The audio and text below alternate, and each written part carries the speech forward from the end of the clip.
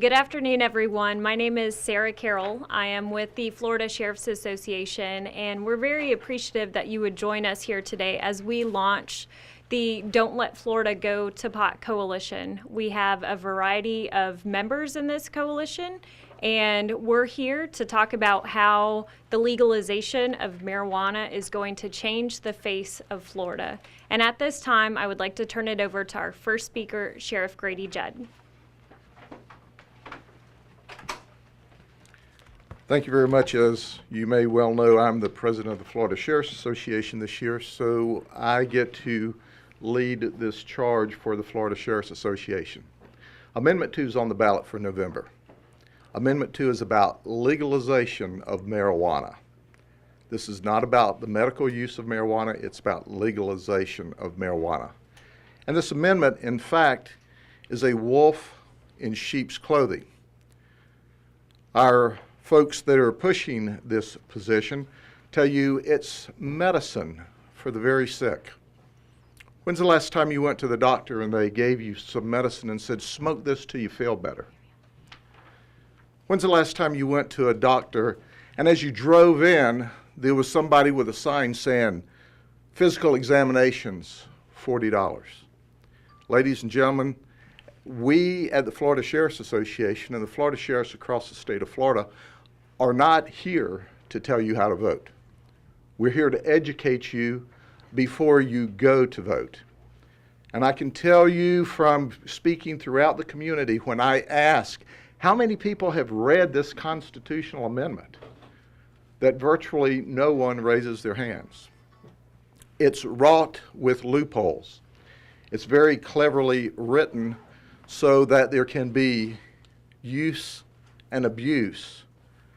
And let me give you some examples of the issues, the law enforcement issues we think we'll face. Many of the 21 states that pass legislation on medical marijuana are experiencing many, many challenges. One of these challenges is an increase in crime rate. Now, there's some areas that you may say, well, crime's gone down. But let's look at Colorado. In 2001, they legalized marijuana. And in the first 3 years, their violent crime increased by 13%.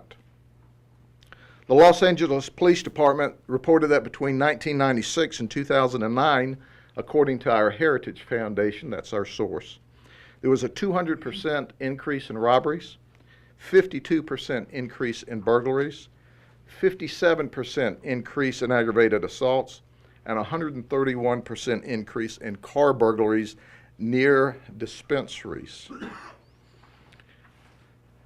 Then I went a step further in my community and I said, let's look at the population of Orange County, California, and how many pot dispensaries they have, and let's extrapolate the data according to our community. And when you look here, if we had no more or no less pot dispensaries than Orange County, California, there would be 50 in our county alone. Now think about that. We only have 31 McDonald's. And we would have 50 pot dispensaries. Florida's worked hard keeping crime at a 43-year low. And I can tell you unequivocally, because we deal with crime every day that is marijuana related, but as a matter of routine, when we do press releases or when the media covers that, we don't ever talk about, oh, this was marijuana related. This was marijuana related. Just last night, our deputies arrested a man with a firearm, carrying it illegally. But guess what else he had in his possession? Marijuana. And he had other drugs. So we hear people say, and as recently as this weekend, when we released of the fact that a man threw an infant against the wall, breaking the infant up, leaving the infant in critical condition. And we interviewed him. He said, man, I smoked a blunt and a half. The baby kept me awake all night long. And so we put that out. And immediately people said, well, he had to be on something other than marijuana. Well, maybe he was. He didn't admit that. But bingo, marijuana is not a single subject matter. It's a crime matter. It's a social problem matter. It's a social community matter, and certainly it leads to other drugs. And for those that think drug cartels won't still be alive and well, you're wrong. Their goal will be to undercut the marijuana market because they still intend to make their profit, regardless of whether or not marijuana is legalized. So at the end of the day, and at the end of the speeches I give, I ask the people one question. How many of you want to pay more in taxes? And I've talked to hundreds of people in my community so far. Not one of them raises their hands. And I tell them clearly and unequivocally, you will pay more taxes because it's going to take law enforcement and policing and regulation. There's unintended consequences that none of us even think of. There'll be lawsuits about why we don't allow marijuana in the county jail as a medicine if it passes. There'll be lawsuits to defend. And then if we lose those lawsuits, guess what? You'll directly pay for medical marijuana for people in the county jail. So at the end of the day, marijuana is not good for Florida. The beaches are good for Florida. The kids coming to Florida on vacation to the greatest attractions in the world are good for Florida. Marijuana's not good for Florida. We're going to provide an educational component all through this campaign. And then we're going to tell you, we're your servants. We'll do what you say. However you vote, we'll abide by that and make it work the best we can. But we want you to go in understanding there's large loopholes, and your child can obtain marijuana without your knowledge with this loophole. And there are dangers and there are unintended consequences. And then we'll let the people of the state of Florida cast their vote.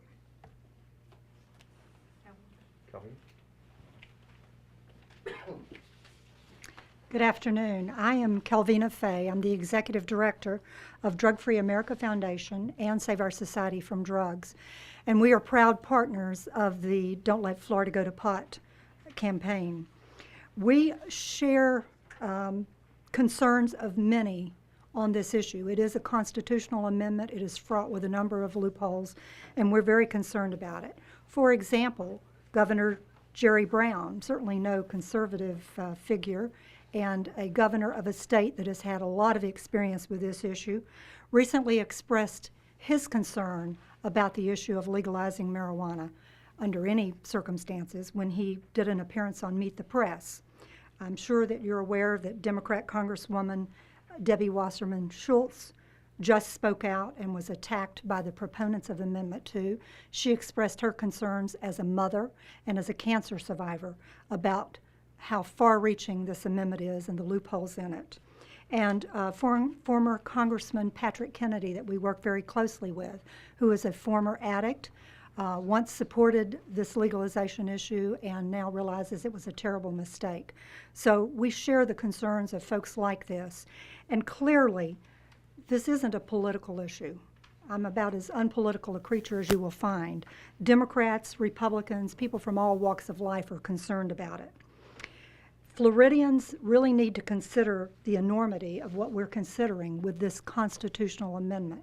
Not a bill, but a constitutional amendment. They really need to look at the numbers. There have been poll questions asked, as I'm sure you are aware, but unfortunately the poll questions don't really delve into the reality of what we're dealing with. I find that when I talk to people and they find out what this amendment really consists of, and as sure Judd said, frequently people have not read it, but when they read it and understand what it says, they're very concerned about it, and their views change very quickly as a result. So if you haven't read it, I encourage each and every one of you to read it. I'd also like for you to consider the fiscal analysis that was done back in November by the Department of Health. If you've not read that, I encourage you to get a copy and to read it, because they estimate in there that we will have, if this amendment passes, about 412,000 marijuana recipients, people that would be authorized to use under the guise of medicine, 250,000 personal caregivers that would be authorized to administer the marijuana, and about 1,800 shops to sell the marijuana. And then they further state in their analysis that they plan on only having a grand total of 13 regional inspectors to oversee all of this, using 10 cars and 10 tablets. Think about that a minute.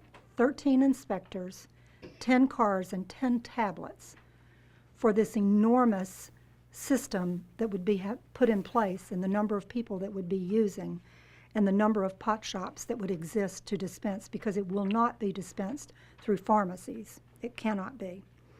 We are literally looking at an unleashing of a wild, wild west of potent marijuana products, including edibles, with inadequate resources to oversee it if this amendment goes through. The 412,000 recipients would be able to get marijuana for any other condition, that's in the language of the amendment, that they can get a physician to authorize them to use for. And if you just look at the history of what we've gone through with pill mills, you can imagine that it would be the same type of doctors making those recommendations. There is no prescription. Marijuana cannot be prescribed. It is simply a recommendation. With the 250,000 caregivers that would be authorized, they're not required by the amendment to have any medical training, to be related to their patient, or to have any kind of certifications or background checks. So they literally could be drug dealers that are administering this so-called medicine. They also could be people that are addicted. And then the 1,800 marijuana shops that are predicted will not be pharmacies. They don't have to be overseen by medical or pharmaceutical professionals. Already, I'm sure you're aware, there are investors all over the state right now and entrepreneurs that are positioning themselves to make money off of this issue. And they're doing this without any regard to how drugs destroy families, destroy communities, and destroy lives. Think about it a minute. 13 inspectors, 10 cars, and 10 tablets to manage this monster of a system that would be in place for the number of people that would be using. I would suggest that Floridians need to back up a little bit, take a breath, and really think this thing through, because this will forever change our constitution in our state. It's very difficult to go back and fix things that you do with a constitutional amendment. And believe me, there are many, many flaws in here that would need to be fixed. So I thank you for your attention and for covering this very important issue.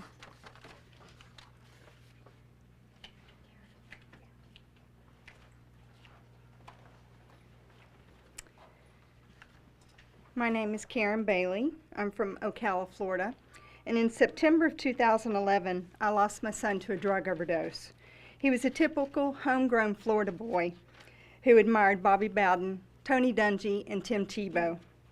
He had a huge heart and enjoyed playing football, wakeboarding on the lake, and riding four-wheelers in the mud. Unfortunately, he also enjoyed smoking pot. Marijuana can lead a person to experiment with more dangerous drugs. While this isn't always the case, sadly, it was the case with my son. In one of the last conversations I had with him, he shared with me that his addiction to prescription pills has started with marijuana. He told me that he began initially smoking pot because it lowered his inhibitions in social settings. He then fell into the habit of taking pills to maintain the buzz he got from marijuana. Those pills became an addiction he could not control, and ultimately it took his precious life. During the last 9 months of my son's life, he was sober for 5 of them. Marijuana had a significant role in the relapse of his addiction. As harmless as he thought it was the beginning of his end. My family understands that our children are our biggest asset, and we owe it to them to ensure they have a chance at a bright future. I have seen and lived with the damage marijuana can do. Saying no to legalizing marijuana in Florida does not make us a less compassionate or loving state. It is out of love for our children, for those like my son, that we need to say no. Thank you.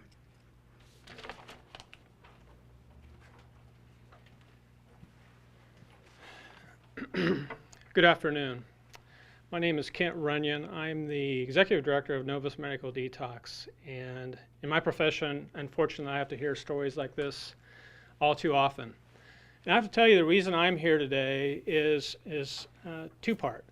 One, my profession, which has over 25 years have been working with persons in social service settings who have been suffering from addiction, homeless veterans, persons returning to the community from prison, women who've been victims of trauma and victimization.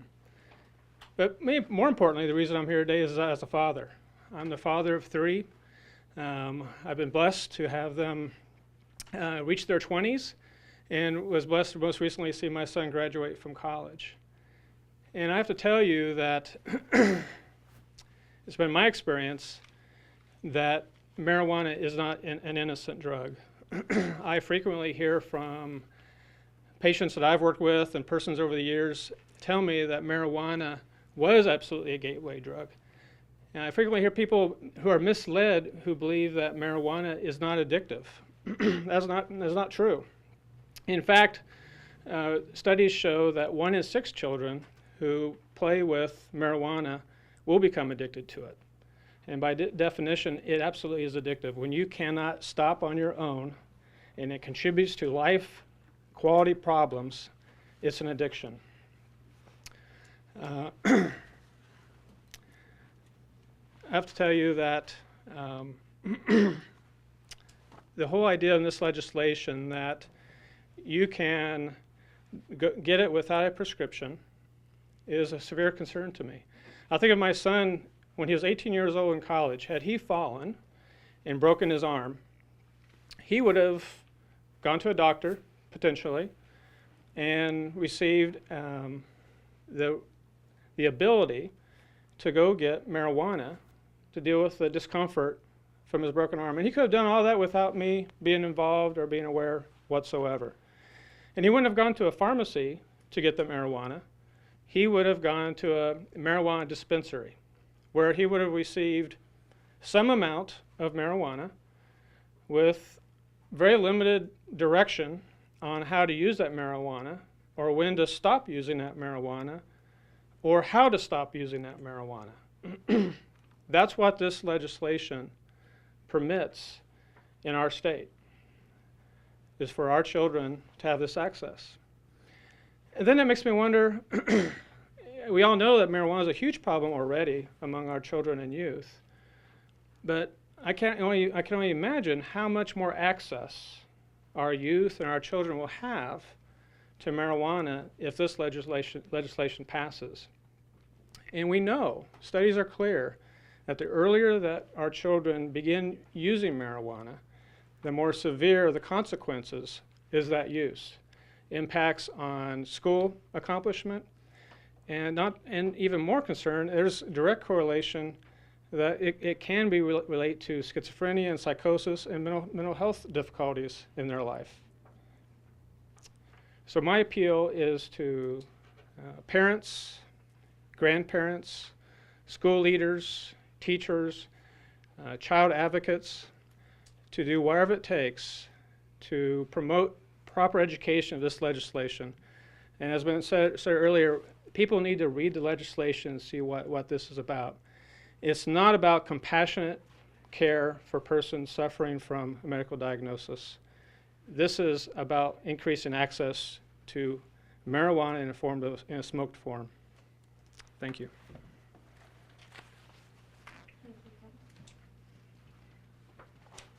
And I just would like to close with a comment from Sheriff Judd before we open it up for questions, even though he's right to my right. He said before, this is not your daddy's marijuana. Some of the marijuana that we've seen from Colorado and other places is as much as 20 times more potent than it was 30 years ago. So this is not the same that we've seen back in the 60s and the 70s. This stuff is dangerous. We're monitoring stories all the time in Colorado about the effects that this more potent marijuana is having on our communities. And with this, I would like to close and open it up for questions. Can I ask, if you could just raise your hands, who of you has read the Supreme Court ruling on this? Okay, so the way the Supreme Court handled this was they indicated that the debilitating illnesses that are enumerated in the proposed constitutional amendment will be the ones that anything similar. So nowhere does it say a kid with a broken shoulder is one of the enumerated illnesses. So how can you maintain that leap of logic here? Can you explain how you get there? It's not a leap of logic. It's reading the constitutional amendment. I've talked to several lawyers who say that you can set up rules or regulations, but you cannot restrict the constitutional amendment. And the constitutional amendment speaks of diseases and significant diseases, as alluded to by the Supreme Court. But it goes further. And if it was truly only for medicinal purposes, why did they put or other conditions? Now, when we take that or other conditions and we relate it back to states that already have medical marijuana, such as California, we find out other conditions include things such as I can't sleep at night, I'm under a great deal of stress, I have these cramps, I have these backaches, I have this neck ache, I have this pain from a broken arm. And by one person's analogy, and I wish I could quote it for you, I'll find it, our constitutional amendment is even more liberal than the law that was enacted in California. But Sheriff Judd, I read the constitutional amendment before we came over here, and it appears that all of the loopholes you speak to can all be closed by the Department of Health based on the regulation the amendment says they need to implement. You know, I disagree with that. If they wanted a constitutional amendment that was tightly written so that there wouldn't be any interpretation, then that's exactly what they would have done. This was crafted. This amendment is crafted. Why would they write amendment when they went to the effort to say, well, the caregiver has to be at least 21 years of age, okay, and can only have 5 customers at any given time? If they wanted to rely only on the regulation, why didn't they let the regulators change that? And that's what I hear from the pro-marijuana people. Oh, don't worry about that. Go ahead and buy this used car and we'll see if it's got an engine in it after you buy it. I'm telling you folks, this is a wolf in sheep's clothing. It's designed to tug on the heartstrings and our compassionate side, and there's no one in the state of Florida that doesn't care for the ones that are very sick and want all the comfort for them that we can. But when we look at the data, when we look at the 100% of the people that obtained a medical marijuana recommendation in Colorado when it was medical marijuana, when we see only 6% of them were for HIV, AIDS, cancer, ALS, glaucoma, and 94% were for other conditions, makes me suspicious. When the average medical marijuana user in California is 32 years old, now don't you know that's a high sick population, 32-year-old males? It's a fraud, folks. And anybody that thinks it's anything other than that, smoking marijuana. Sheriff, where's alcohol in this conversation? I didn't hear that word once from anybody. We talked about all these, this and that. All you got to do is be, 21 and have a valid ID, and you can drink yourself to death. Or not, nobody's talking I didn't hear the alcohol word one time. Do you know why? It's not on the amendment in November. We're talking about Amendment 2, legalization of marijuana. We're not having a comparison here. We already have a far more dangerous drug that's legal. So if you have the ability to get run over by a 100-mile-an-hour Chevrolet, that means we ought to go ahead and craft a 90-mile-an-hour Ford to run over you too, in the case the Chevrolet misses you? Well, we're talking about substance abuse. What we're talking about is Amendment 2. And Amendment 2 is on the ballot. and it's a fraud. It's being perpetuated on the caring people. I know, I'm talking to them. I looked a person in the eye who was for the medical use of marijuana to help the very sick and distressed. And when I explained Amendment 2, they said, that's nothing like what I envisioned or what I wanted. I wanted to help the very sick. Do you mean kids can get this marijuana? Oh, yeah. Do you mean that anyone 21 years of age with 5 or less customers can deliver marijuana? Oh, yeah. But you know the one we haven't talked about here, ladies and gentlemen, if we all go to the doctor and or the pharmacy and we receive a bad diagnosis or a bad medicine, we can hold our doctors or our pharmacists or our medical groups civilly liable. Why did they write in this constitutional amendment that doctors, physicians, to be specific, physicians and growers of this drug are criminally and civilly immune?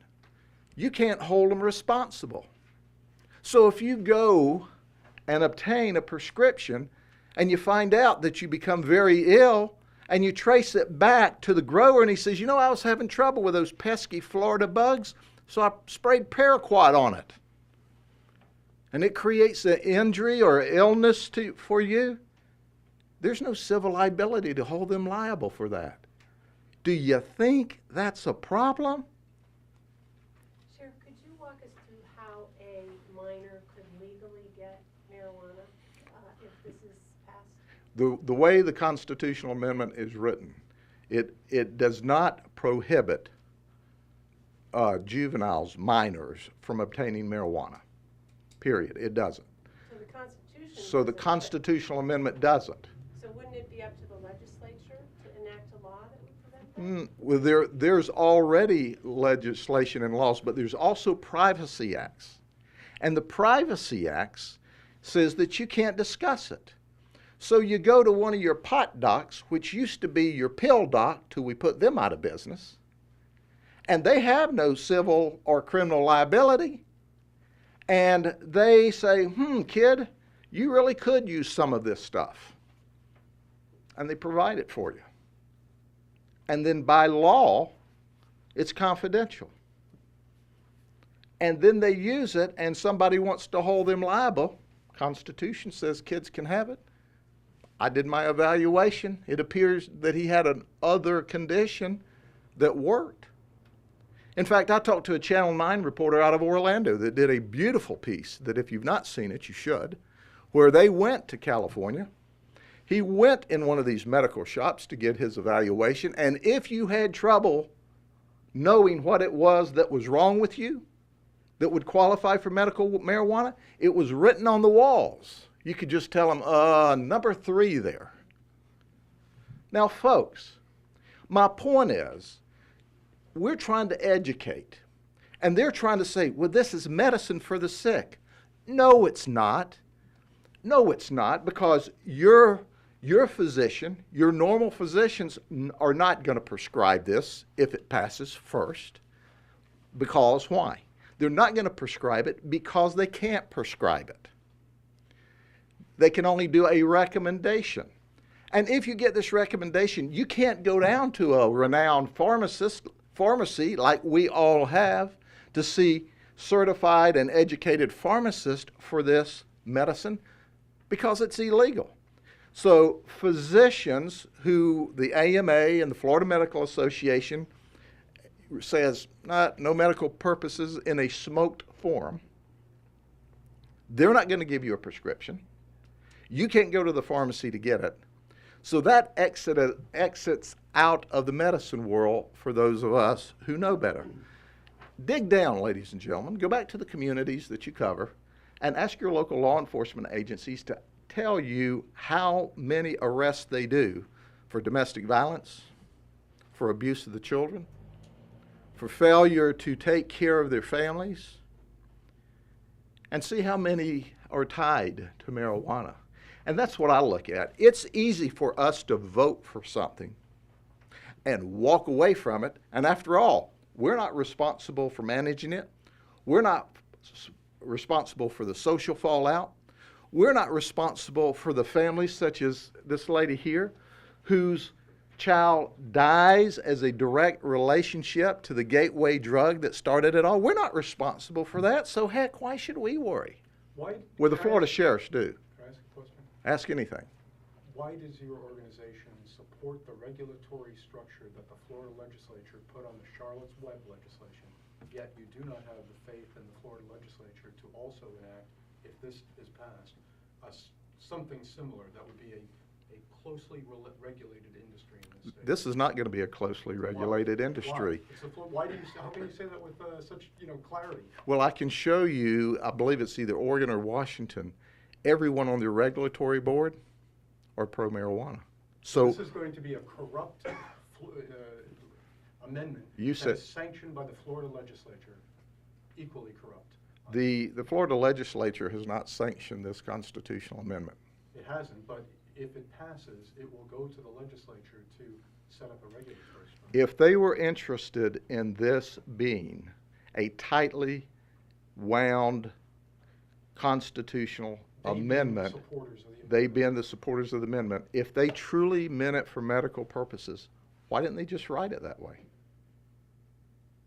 Sheriff, those proponents suggest this is a reefer madness campaign, much like was conducted in the 30s.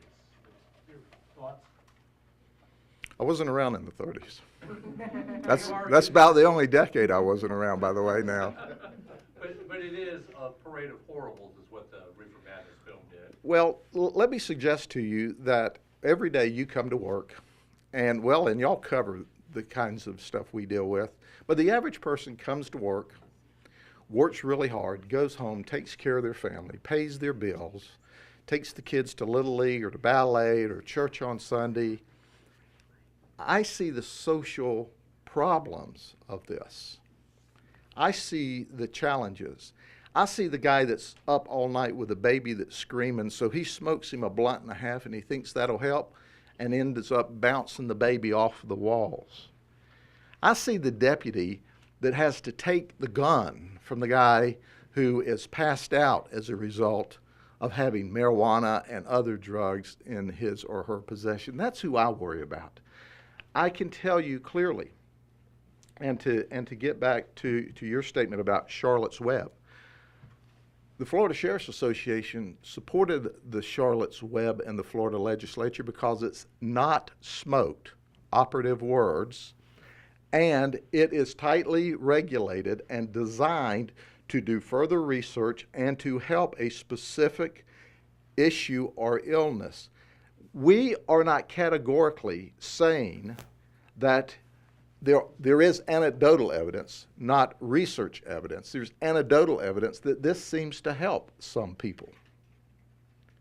Our statement is this is an amendment about smoked marijuana, calling it medicine. You can't even control the dosage. You can't control the dosage with any medicine that's in a smoked form. So at the end of the day, we just want the people to know what it is. And then when they vote for it, we work for the people of the state of Florida. We will respect their vote and do the best we can.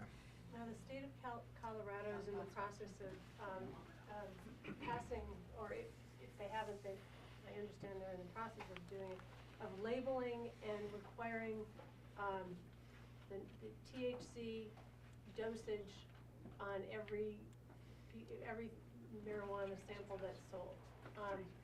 What's to prevent Florida from learning from other states and regulating it that tightly? I certainly believe that Florida should learn from other states. And one of the ways they can learn from other states is to consider that in November, that maybe we ought to wait until this social research being conducted by other states has more definitive outcomes. And the question is, why didn't Colorado deal with this on the front end before a kid overdosed and jumped to his death? Why did a child have to die? Well, I wake up every morning trying to figure out how to stop children from dying.